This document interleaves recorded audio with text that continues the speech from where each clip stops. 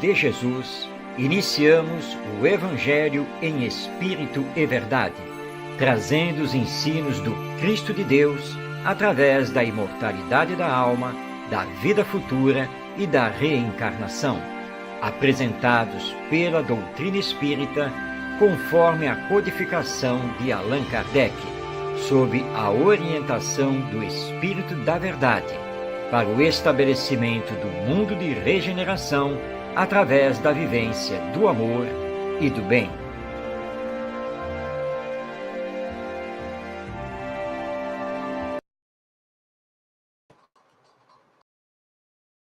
Olá, querido amigo, querida amiga, aqui estamos mais uma vez com o programa O Evangelho em Espírito e Verdade. Lembrando que o nosso programa não existe para polemizar, para discutir, mas para compreender o Evangelho à luz dos ensinos da doutrina espírita. E estamos no ar toda quinta-feira, às 5 da tarde, com um convite para que você possa participar, que você esteja conosco, porque o nosso programa é ao vivo. Mas se você não pode nos acompanhar quinta-feira, às 5 da tarde, você poderá assistir o programa depois, no YouTube, seja pelo canal da Web Rádio Cristo Consolador, seja pelo canal Orientação Espírita. E, ao assistir, não deixe de enviar a sua mensagem, que nós leremos com carinho e daremos a nossa resposta, faremos a nossa saudação. E como o programa tem por finalidade estudar o Evangelho, nós sempre iniciamos trazendo o Evangelho segundo o Espiritismo. Nós estamos fazendo um estudo continuado, metódico do seu conteúdo. Hoje, nós teremos a continuidade do capítulo 13, que é o capítulo que a mão esquerda não saiba o que faz a direita. E vamos estudar o seu item 11, que é a mensagem sobre a beneficência, dada pelo espírito Adolfo, na cidade de Bordeaux, na França, em 1860. Os espíritas franceses, ali de Bordeaux, se correspondiam com Allan Kardec, que estava em Paris, e assim ele pôde receber essas comunicações e, ao analisá-las, houve por bem de publicá-las em O Evangelho segundo o Espiritismo. Esse tema vai ser tratado depois, na sequência, por outra mensagem, por outro espírito. Mas hoje nós vamos nos fixar aqui nas palavras de Adolfo. Vamos, então, colocar na tela o primeiro destaque da sua mensagem. Ele nos diz: a beneficência, meus amigos, vos dará neste mundo os gozos mais puros e mais doces, as alegrias do coração, que não são perturbadas nem pelos remorsos, nem pela indiferença. Ó, pudesseis compreender tudo o que encerra de grande e de agradável a generosidade das belas almas, esse sentimento que faz que se olhe aos outros com o mesmo olhar voltado para si mesmo, e que se desvista com alegria para vestir a um irmão. Pudesseis, meus amigos, ter apenas a doce preocupação de fazer aos outros felizes. Quais as festas mundanas que se podem comparar a essas festas jubilosas, quando representantes da divindade levais a alegria a essas pobres famílias, que da vida só conhecem as vicissitudes e as amarguras. Ó, compreendei quanto são deliciosas as impressões daquele que vê renascer a alegria, onde, momentos antes, só havia desespero. Então, essas são as palavras primeiras do Espírito Adolfo, publicadas no capítulo 13 do Evangelho segundo o Espiritismo, nos falando do que seja a beneficência, da alegria de ajudar o próximo, das suas consequências, tanto para nós como para aqueles que necessitam do auxílio material.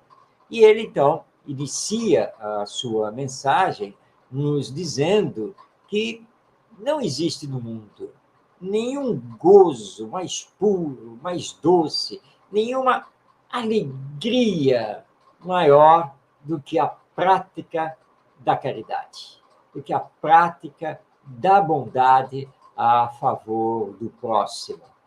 E ele nos diz que os que se dedicam a fazer a caridade ao próximo são belas almas, se engrandecem aos olhos de Deus.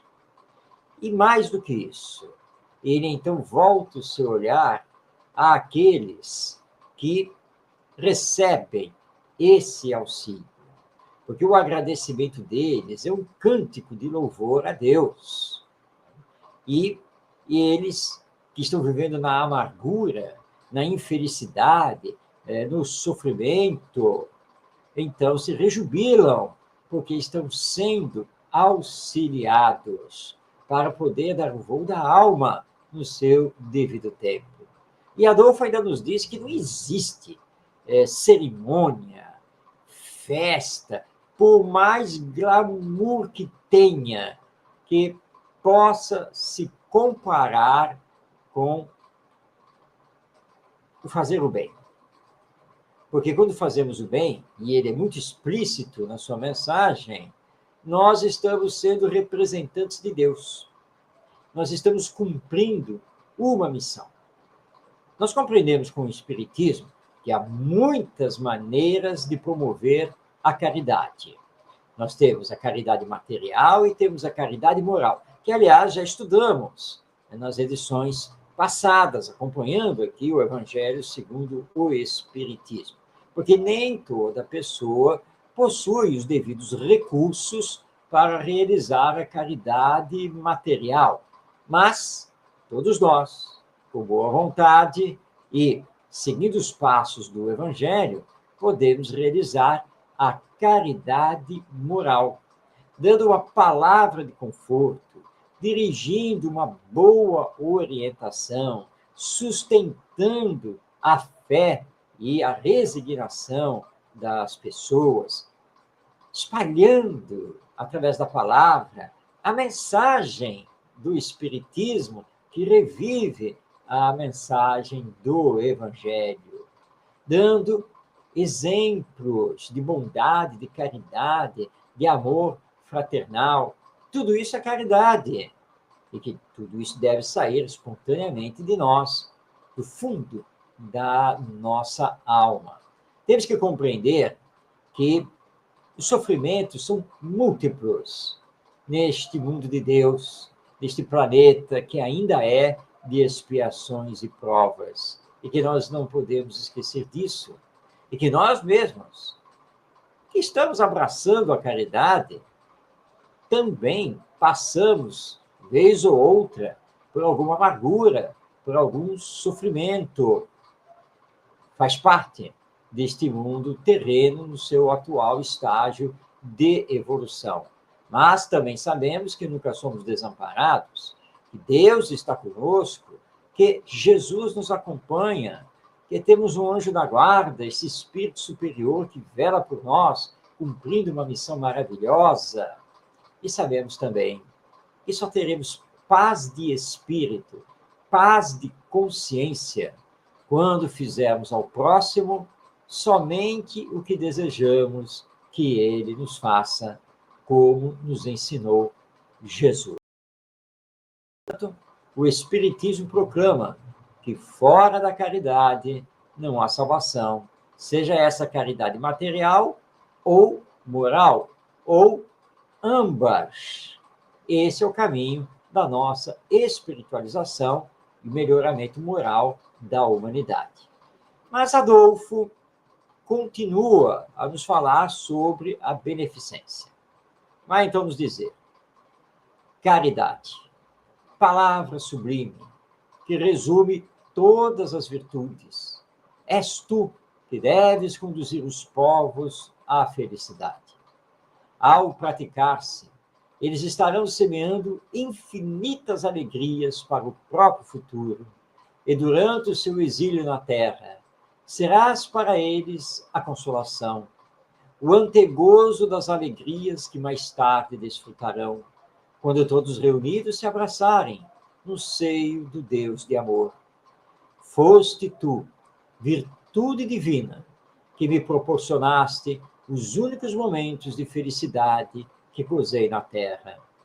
Possam os meus irmãos encarnados crer na voz do amigo que lhes fala e lhes diz: é na caridade que deveis procurar a paz do coração, o contentamento da alma, o remédio para as aflições da vida. Ó, quando estiveres a ponto de acusar a Deus, lançai um olhar para baixo e vereis quantas misérias a aliviar, quantas pobres crianças sem família, quantos velhos sem uma só mão amiga para os socorrer e fechar-lhes os olhos na hora da morte. Quanto bem a fazer. Estas palavras de Adolfo, que em sua última existência foi bispo católico da cidade de Alger, na França, devem calar fundo em todas as autoridades públicas. Neste momento em que estamos vivendo na humanidade uma nova corrida armamentista, em que estamos vendo líderes de nações fazendo discursos egoístas, bélicos, olhando tão somente os seus interesses. E é claro que, se continuarmos assim, não teremos um futuro ditoso, um futuro feliz. Mas, se começarmos a aplicar a caridade, que requer de nós a compreensão, a fraternidade, a solidariedade, a renúncia aos interesses meramente pessoais, aí sim, nós podemos olhar o planeta Terra com o olhar de um futuro mais feliz. Porque é a caridade, como nos diz Adolfo na sua mensagem, onde vamos encontrar a paz do coração, o contentamento da alma e o remédio para as aflições da vida. Porque se hoje temos dores e sofrimentos, se hoje temos injúrias, é porque estamos extremamente egoístas, orgulhosos, vaidosos, indiferentes. O Espiritismo proclama a necessidade da caridade, que é o amor, o mais sublime dos sentimentos em ação, para todos, para que, então, a justiça social seja feita. E na nossa civilização, ninguém, mas ninguém mesmo, venha a morrer de fome, venha a ser injustiçado, porque então colocaremos plenamente em ação os ensinos morais de Jesus que se encontram no Evangelho. Portanto, pratiquemos a caridade, auxiliemos os nossos irmãos e irmãs em humanidade, para que tenhamos crescimento moral e espiritual, espantando os fantasmas do egoísmo, do orgulho, que acabam fomentando essa corrida armamentista e as próprias guerras. Amemo-nos, ajudemo-nos, auxiliemo-nos, cooperemos uns com os outros, para que realmente tenhamos paz e felicidade aqui na Terra. Com essas palavras do Espírito Adolfo, nós, então, encerramos por hoje o estudo do Evangelho segundo o Espiritismo, mas vamos continuar nessa temática na semana que vem, porque nós temos pela frente uma outra mensagem também sobre a beneficência e que é assinada por São Vicente de Paulo, E, na sequência, ainda sobre o tema a beneficência, nós vamos ter ainda diversas outras mensagens dadas pelos espíritos superiores, porque é um tema da máxima importância. Mas vamos entrar agora na segunda parte do programa, onde nós trabalhamos o livro que está aí na tela, O Espírito do Cristianismo, autoria de Caibar Schutel, publicação da casa editora O Clarim. Nessa obra, Caibar Schutel conversa com o leitor a respeito de várias passagens do Evangelho, colocando, então, o entendimento espírita sobre essas passagens. Hoje, Caibar Schutel vai falar sobre o sinal de superioridade e nos convida a reflexões bastante oportunas sobre o Evangelho de Lucas, especificamente no seu capítulo 22, versículos 24 a 27, quando esse evangelista nos relata o seguinte: houve também entre eles, ele está se referindo aqui aos 12 discípulos de Jesus, houve também entre eles uma discussão sobre qual deles era considerado o maior. Jesus disse-lhes: os reis dos gentios dominam sobre eles, e os que exercem sobre eles autoridade são chamados benfeitores. Mas vós não façais assim. Pelo contrário, o que entre vós é o maior, seja o menor, e aquele que manda, seja como o que serve. Pois qual é o maior? Quem está à mesa ou quem serve? Não é o que está à mesa, mas eu estou no meio de vós com quem serve. Muito bem. A partir dessa passagem, Caibar Schutel vai nos trazer o seguinte entendimento. Vamos, então, passar a palavra a ele na sua obra O Espírito do Cristianismo. A pretensão ao mando, à superioridade, ao principado, é a causa das grandes derrotas pessoais e das perturbações sociais que constituem a crise desoladora que caracteriza os nossos dias. Em todos os tempos, a humanidade, na política, na ciência, na religião, tem se ressentido desse defeito de caráter que deprime os homens. Todos querem saber mais do que sabem. Pleiteiam lugares para os quais lhes falta competência e, cheios desse falso saber e desse falso poder, que ilude sua acanhada visão, excomungam, desprezam, perseguem, caluniam, oprimem aqueles que não sancionam suas resoluções descabidas e mantêm, pelo poder do ouro e da força bruta, nações inteiras escravizadas ao seu regime de violências.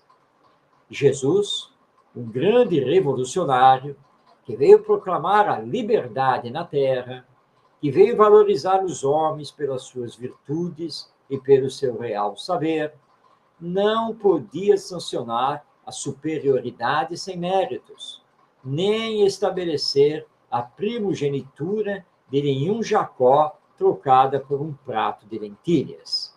A seus discípulos, entre aqueles que queriam segui-lo, disse: porque o Filho do Homem também não veio para ser servido, mas para servir e dar a vida em resgate de muitos. Para melhor esclarecimento, ainda do seu pensamento, o mestre figurou uns hóspedes à mesa de um hospedeiro.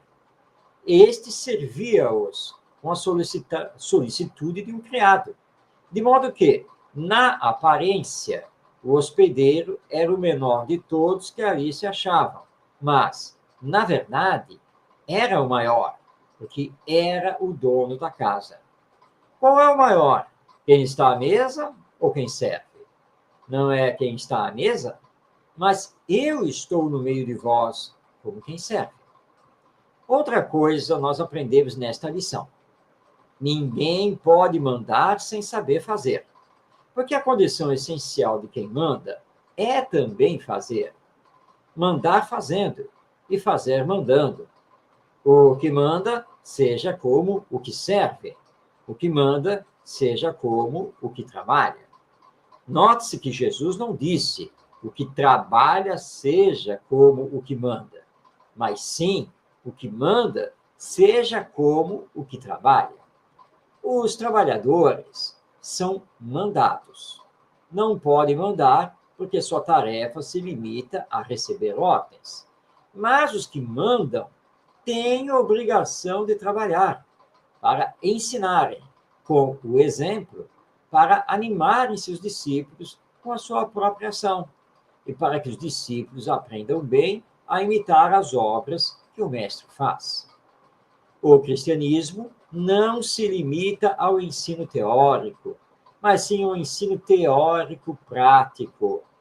O mestre ensina e pratica, ao passo que os discípulos devem limitar-se a aprender e praticar, mesmo porque saber e não fazer é o mesmo que não saber. Bem-aventurados aqueles que ouvem a palavra de Deus e a põem em prática. Em face de tudo isso, que valor cristão tem os títulos que dão primazia ao clero das igrejas, desde o simples padre até o sumo pontífice, o Papa? O que valem os títulos nobiliárquicos, os baronatos e os principados, cujos portadores são chamados benfeitores?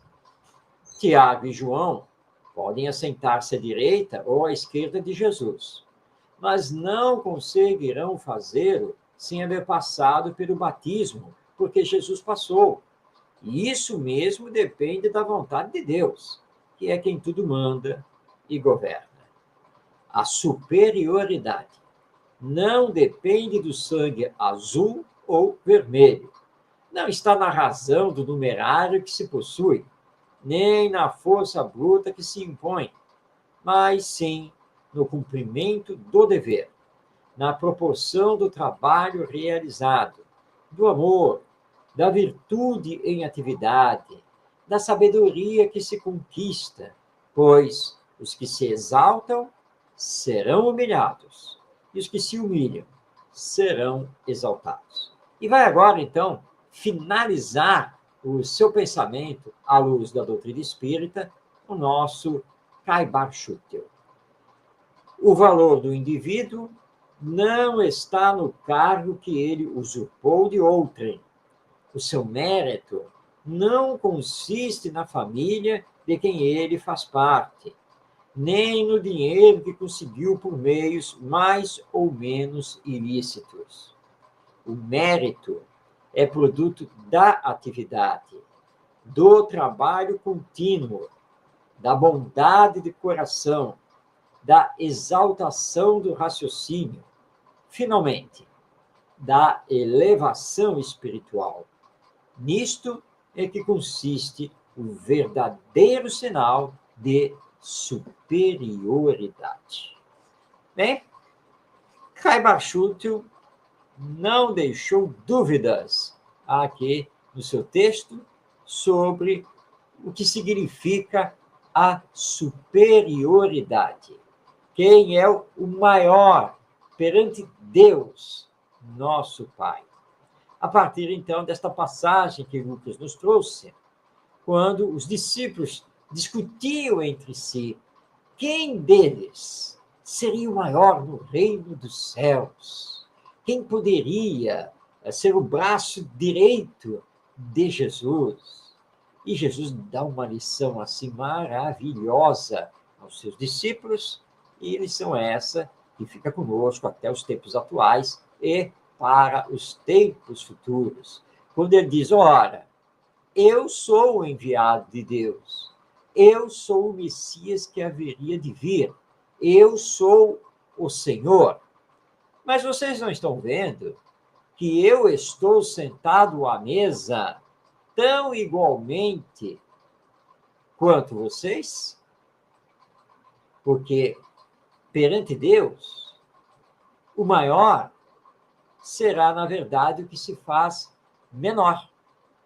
O maior não é o governante, não é o rico, não é o de maior cultura, não é aquele que está mantendo o poder a ferro e fogo. Não, não. O maior perante a lei divina é o mais humilde, o mais caridoso, o mais afetivo, o mais desprendido das coisas materiais. Mas, infelizmente, passados mais de 2000 anos, nós ainda não conseguimos compreender essa lição de Jesus. E estamos sempre querendo destaque, muitas vezes injustificável. E aí utilizamos da força bruta, da violência. Aqui no Brasil nós conhecemos muito bem isso, o famoso jeitinho brasileiro de dizer: você sabe com quem está falando? E aí nós queremos dar a famosa carteirada, mostrando nossos títulos, nosso cargo público. Perante Deus, nada disso tem valor. O que tem valor é a humildade, a caridade, o amor, o desprendimento, a melhora moral íntima. Aí sim seremos superiores do ponto de vista moral e espiritual, o que não tem nada a ver com as questões de ordem material. Claro que nós podemos, pelo menos durante um tempo, ter um alto cargo. Nós podemos ser um empreendedor, dono de uma empresa. Então, temos o mando, nós temos o poder. Mas esse poder deve ser exercido com fraternidade, com humanidade, respeitando os outros, sem atropelá-los. Porque muitos não fazem. Pelo contrário, porque são déspotas, tiranos. Com isso, porque quando nos colocamos nessa posição, nós estamos permitindo que o egoísmo e o orgulho predominem em nós. E sabemos muito bem que tanto o egoísmo quanto o orgulho apenas nos prejudicam, assim como prejudicam os outros. Todo poder material é temporário, porque a vida não nos pertence e todos sabemos que seremos visitados mais cedo ou mais tarde pelo fenômeno da morte, quando seremos retirados do mundo material para retornarmos ao mundo espiritual de onde viemos. E vamos responder por tudo que fizemos aqui na Terra, porque isso é da lei divina. A verdadeira autoridade, a verdadeira superioridade é a moral e não a material. E aquele que hoje exerce algum poder, aquele que hoje manda, tem que lembrar que o verdadeiro líder é o que sabe servir, é o que sabe dar o próprio exemplo no trabalho. E nós espíritas conhecemos muito bem essa lição, não podemos deixá-la em segundo plano, porque haveremos de responder perante a lei divina, porque sabemos, e quem sabe e não faz, tem mais culpa perante Deus do que aquele que ignora. Então, não confundamos as coisas. O superior é aquele que se faz inferior. O superior é aquele que se faz humilde. A verdadeira autoridade parte daquele que sabe servir. Daí porque temos a questão do líder servidor, do líder humanizado, que, aliás, tanto estamos necessitados, não é mesmo? Então, com Caiba Schutel, nós pudemos, então, visitar o Evangelho segundo Lucas e estudarmos esta passagem quando os discípulos discutiam quem seria o maior entre eles, e Jesus dá uma lição de humildade muito profunda, e deve ter calado também com bastante profundidade nos 12 discípulos. Nós vamos continuar com Caiba Schutel semana que vem, para vermos mais uma passagem do Evangelho com sua visão, aliás, magnífica, né, sobre essas passagens, sempre tendo como base os princípios que formam a doutrina espírita. Agora vamos abrir mais uma parte do nosso programa, a terceira parte, quando nós cedemos a palavra a Emmanuel, que muito escreveu através do nosso médium Chico Xavier, comentando as cartas de Paulo de Tarso. E nós estamos estudando essas cartas a partir dos textos de Emmanuel. Nós já fizemos o estudo da carta aos Romanos. Estamos agora iniciando, porque estamos ainda no primeiro capítulo, o estudo da primeira carta aos Coríntios. Paulo de Tarso tinha um carinho muito grande pela comunidade cristã da cidade de Corinto, que ficava na Grécia, e chegaram para nós, nos dias atuais, duas cartas que ele endereçou aos Coríntios. A primeira, que estamos estudando, e, na sequência, a segunda carta, que ainda vamos estudar. Hoje, nós vamos ver, do primeiro capítulo, o versículo 19, quando Paulo escreve aos Coríntios: pois está escrito, destruirei a sabedoria dos sábios e rejeitarei a inteligência dos inteligentes. Vamos então agora ver como Emmanuel interpretou esse versículo de Paulo de Tarso. Lembrando que Emmanuel faz a sua interpretação sempre levando em consideração a imortalidade da alma, a reencarnação e a lei de evolução, que são princípios básicos do Espiritismo. O texto de Emmanuel, psicografado por Chico Xavier, está no capítulo 164 do livro Vinha de Luz, publicação da editora da Federação Espírita Brasileira. Emmanuel intitulou o seu texto com o título Acima de Nós. Prestemos atenção, porque este texto de Emmanuel, que foi escrito entre as décadas de 1960 e 1970, é atualíssimo para o momento atual que estamos vivendo na humanidade, onde está no ar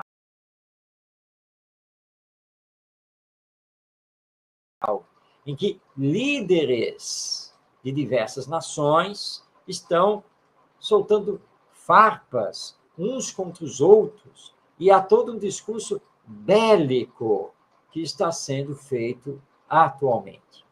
Emmanuel, então, vai nos chamar a atenção em relação a isso, e comentando esse versículo de Paulo, que está aí na tela, ele nos diz: dezenas de séculos passaram sobre o planeta, renovando a estruturação de todos os conceitos humanos.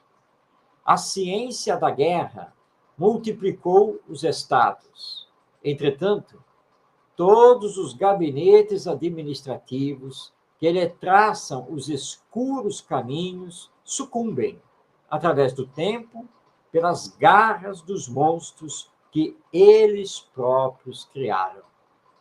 A ciência religiosa estabeleceu muitos templos veneráveis. Contudo, toda vez que esses santuários se confiam ao conforto material desregrado, sobre o pedestal do dogma e do despotismo, envenenados pelo vírus do separatismo e da perseguição que decretam para os outros. A ciência filosófica erige sistemas sobre sistemas.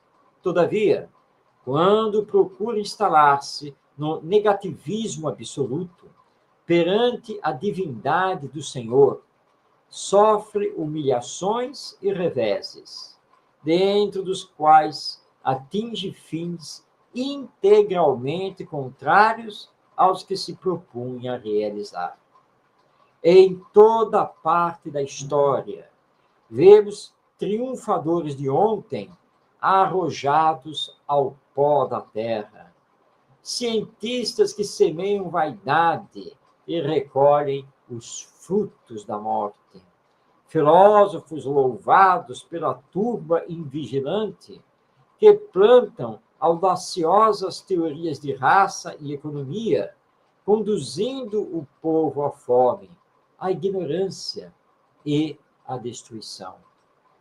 Procura, pois, a fé e age de conformidade com a lei de amor que ela te descortina ao coração, porque acima de nós, infinito é o poder do Senhor, e dia virá em que toda a mentira e toda a vaidade serão confundidas.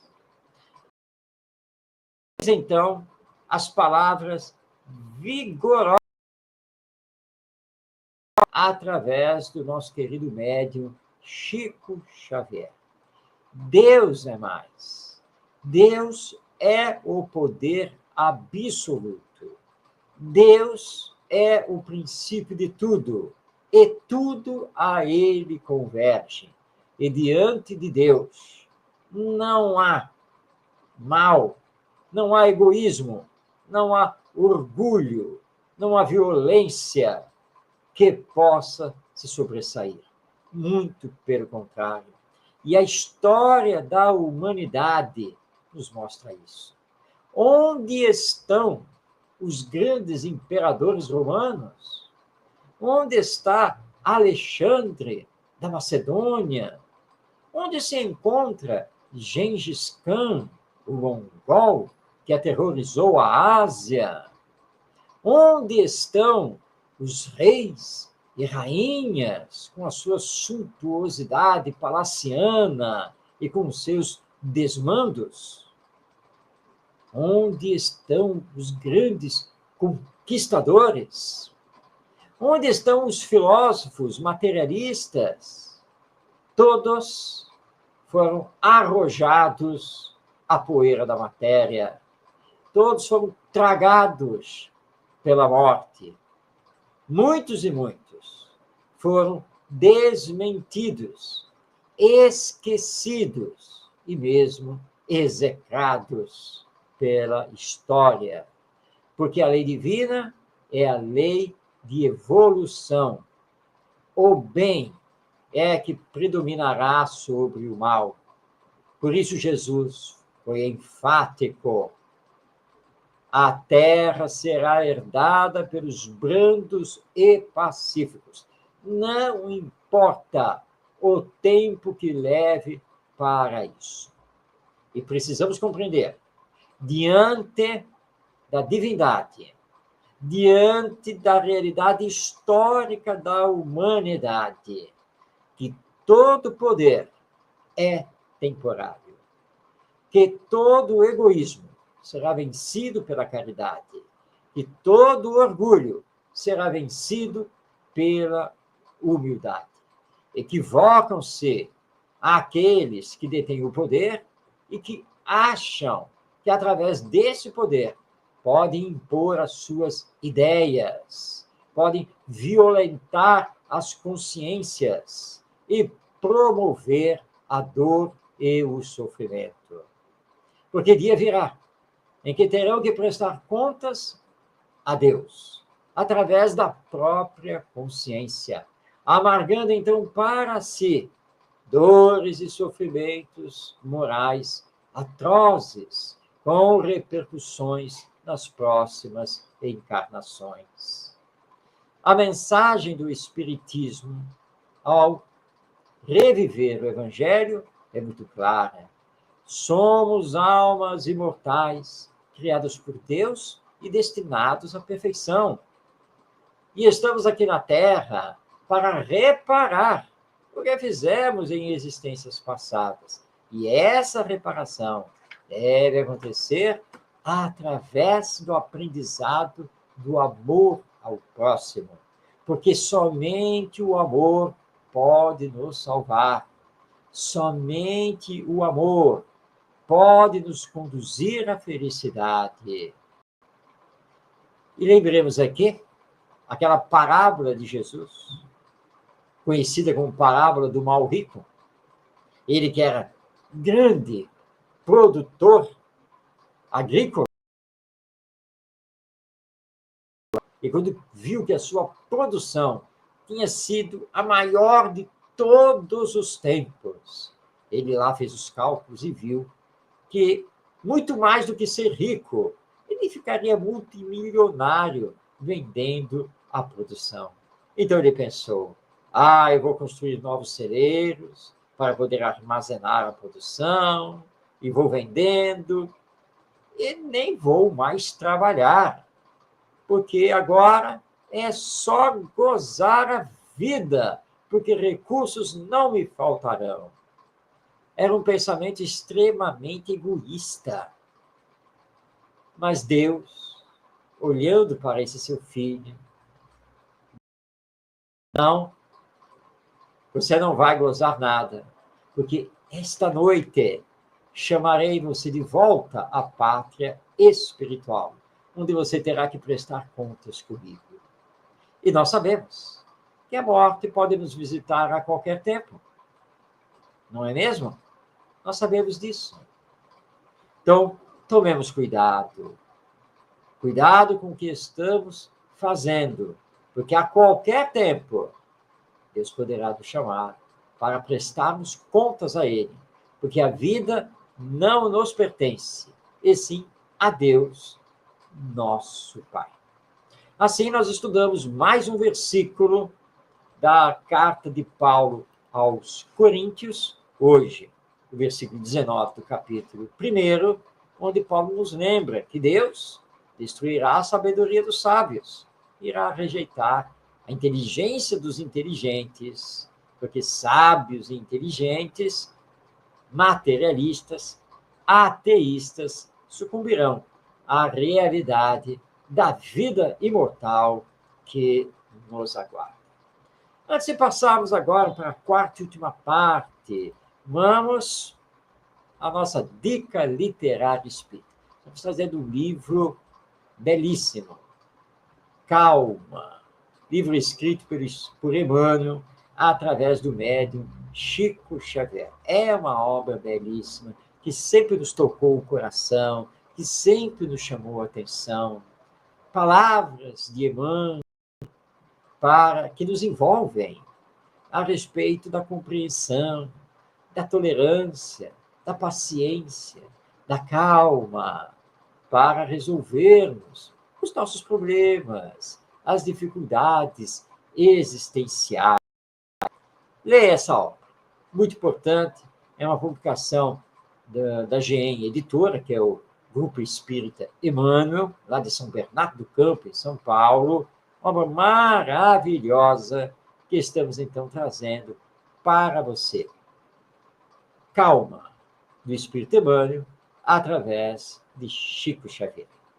Vamos, então, agora para a quarta e última parte do programa, e vamos encerrar trazendo a palavra de José Herculano Pires, áudio original do seu programa No Limiar do Amanhã. O áudio é lá da década de 1970 e, portanto, original magnética. Às vezes se gravava na fita cassete, outras vezes na fita de rolo. A Fundação Herculano resgatar boa parte dessas fitas, conseguiu digitalizá-las, e nós estamos trazendo para o programa as falas de Herculano Pires sobre passagens do Evangelho de Herculano Pires, no livro que está aí na tela, O Evangelho de Jesus em Espírito e verdade. Ou seja, é a transcrição em texto dos áudios de Herculano Pires sobre o Evangelho. Vamos, então, passar a palavra ao nosso querido mestre Herculano para aprendermos com ele um pouco mais sobre o Evangelho na visão do Espiritismo. O Evangelho de Jesus em Espírito e Verdade. Veja quanto há de verdade na verdade do Evangelho. Abrindo o Evangelho ao acaso, encontramos o seguinte: João capítulo 18, versículos 21 a 24. Por que me interrogas? Pergunta aos meus ouvintes o que lhes falei. Eles sabem o que eu disse. Havendo dito isto, um dos oficiais de justiça que estava perto de Jesus deu-lhe uma bofetada, dizendo: É assim que respondes ao sumo sacerdote? Respondeu-lhe Jesus: Se eu falei mal, dá testemunho do mal. Mas se falei bem, por que me feres? Então Anás o enviou manietado a Caifás, o sumo sacerdote. Como vemos neste pequeno trecho do Evangelho, nós estamos diante de uma cena da prisão de Jesus e da sua condenação, do momento em que ele era submetido a interrogatório e, naturalmente, sofria a pressão muito comum nesses momentos para que pudesse ser submetido aos vexames que se destinam aos criminosos. Jesus foi então esbofeteado, como vimos, e não obstante não respondeu com violência, mas com brandura, procurando esclarecer a pessoa que o atingia, de maneira que essa pessoa pudesse também acordar para a verdade dos seus ensinos. A situação de Jesus neste momento era uma situação de inteira abnegação. Ele viera à Terra para nos trazer uma mensagem de esclarecimento e nos ajudar na nossa evolução espiritual. Mas ele sabia que ao descer a este mundo e aqui colocar-se diante dos homens, estava sujeito às leis e às condições do mundo em que vivemos. Foi então um ato de abnegação da parte dele descer até este mundo para trazer-nos a mensagem. Mas ele teria também de enfrentar os problemas do mundo, sempre naquela posição elevada com que ele os enfrentou, enfrentar os problemas procurando esclarecer as criaturas e não repelindo a elas ou devolvendo a elas as agressões que recebia. Neste momento, a sua lição nos é dada com seu próprio ato. Recebendo a bofetada, ele a responde com uma tentativa de esclarecimento. Por que fizeste assim, se eu não te fiz mal algum? Por que me castigas se eu não te ofendi? Procurando despertar no coração da criatura o sentimento de justiça que estava abafado pela condição em que ela se encontrava no serviço de constante perseguição aos malfeitores e de condenação das pessoas. Jesus despertava assim a consciência, não só daquele homem que o atacara, mas também daqueles que o interpelavam, das autoridades judaicas do tempo que não estavam habituadas a se defrontar com criaturas que falavam com a clareza positiva que Jesus usou nesse pequeno diálogo. Isso nos lembra a necessidade de mantermos a nossa posição espiritual na terra em consonância com estes ensinos que nos vêm do Evangelho. O Evangelho não é apenas uma fonte de preceitos, é também uma grande fonte de exemplos, exemplos que nos são dados ao vivo pela descrição dos evangelistas.